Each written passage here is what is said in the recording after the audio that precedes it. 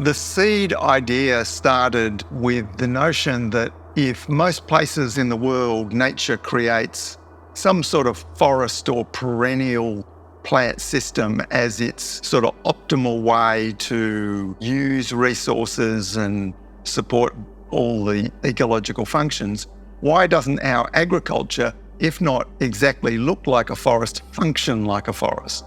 And instead we have annual monocultures where we damage everything and destroy the soil and then sow the crop and then harvest that and then do that again and again and again.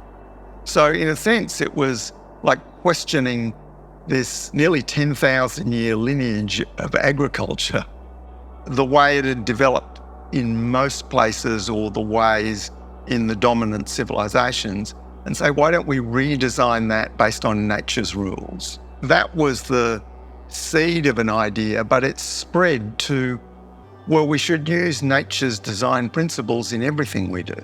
Can we apply those rather than, oh, humans are a separate category, separate from nature. Whatever happens in nature, that doesn't apply to us anyway, because we're different, we're superior. So the reason it's very important is we've been through a period that's unique in the perhaps million years of human culture and history. In the last 250 years, we basically have burnt hundreds of millions of years of stored sunlight in the form of fossil fuel. And that's given us an immense power that none of our ancestors ever had. And we've had the delusion that it's because we've become smarter and that, we invented all this technology and stuff. Well, sort of, but those things are actually derivative of actually getting the huge sources of energy. And so that's created a cultural mindset and thinking and design rules that we don't learn at school. They're just implicit in society. And I'll give you an example of one. Big is better. Like we see it everywhere. Big companies outcompete small companies.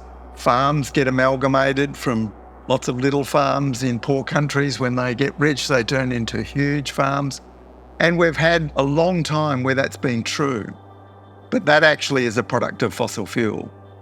And so once that is gone, we will be in a world where we will have to redesign our thinking in fundamental ways. And so, for example, the permaculture principle, use small and slow solutions, seems completely contradictory to our experience. And yet that's mostly how nature works. Big and fast things are occasional, rare and special. The default way to do things is slow and steady. And so, okay, how does that translate into something practical? Well, people who've bought seedlings from the supermarket or nursery and put them out in their garden and they sort of collapse, that's because the seedlings have been grown too fast.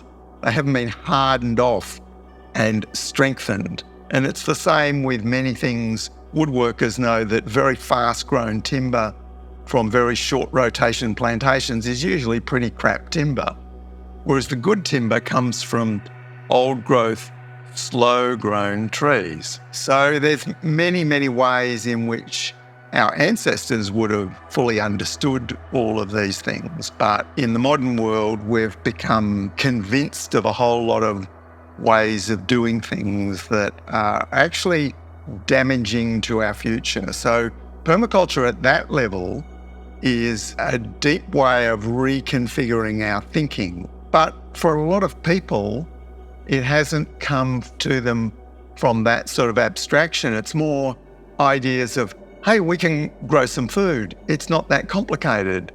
We can do things to support ourselves in ways that give us a connection to nature rather than an alienation.